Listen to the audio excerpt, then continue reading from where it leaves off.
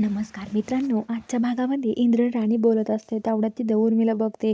उर्मिला वर येत असते ती, तर आता ती बघते तर ती राणी एकटी बडबड करते. ती राणी जवळ येते तेवढ्यात इंद्र जो असतो तो आता तिकडे जाऊन लपतो गॅलरीत तिकडं. तर आता लगेच उर्मिला म्हणते, काय गं कुणाशी बोलत होती? कोण आहे ते लवकर सांग. खरं बोला, इथं कोण आहे? तर आता राणी म्हणते की ते कोणीच नाही आहे खरंच. तर उर्मिला म्हणते, खोटं बोलू नको, कोण आहे सांग लवकर मला. तर आता राणी म्हणते, अहो खरंच कोणीच नाही आहे इथे, असं ती म्हणते. तर आता उर्मिला शोधते इकडे तिकडे आणि आता तिला कोणी दिसत नाही.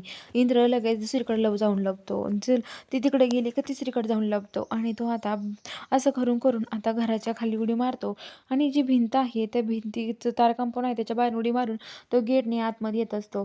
तर आता इकडं जी उर्मिला आहे ती राणीला धमकावते आणि म्हणते की, हे बघ, जरी ते मला कोणी सापडलं तर मी तुला सोडणार नाही या, खोटं बोललीस तर बघ, असं म्हणते. तर राणी म्हणते की मी नाही बोलत आहे खोटं.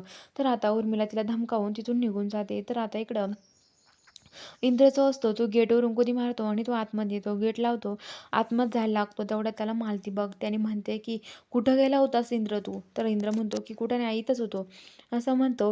आणि तो आता आतमध्ये येतो. रूममध्ये आल्यावरती मालतीला म्हणतो, आई मला तुला प्रश्न विचारायचा आहे. मालती म्हणते, विचार ना, काय झालं?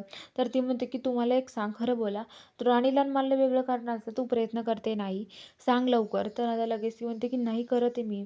तर आता लगेच म्हणते की, मला माहिती ना खरंच तू प्रयत्न करत आहे. तर आता लगेच ती म्हणते की, नाही करत म्हटले ना इंद्र तुला. तर इंद्र म्हणतो की, खरंच मला माहिती आहे, तू खरं सांग ना. अगं तूच संक्रांती दिवशी राणीला काय सांगितलं होतं माझ्याविषयी? तूच राणीला हे सगळं सांगितलं ना. तर ती म्हणते, तुला त्या राणीनं सांगितलं ना, तिचं काय तू खोटं बोलते ती. तर इंद्र आता त्याच्या आईसोबत बोलायचा बंद होतो आणि आता लगेच तो राणीकडे येतो आणि राणीला म्हणतो, राणी मी आईसंग बोलणार नाही. राणी म्हणते, इंद्र सर तुम्ही असं वागू नका.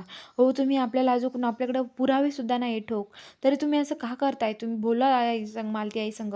तर ते म्हणतो की नाही. मालतीला तो डायरेक्ट म्हणतो की, तूच बुवांवर अशी वेळ आणली आहे, तूच बुवांना किडनॅप केलं होतं, असं म्हणतो. तर बघूया आता पुढील भागात काय घडतं. बघायला चॅनलला सबस्क्राईब करा.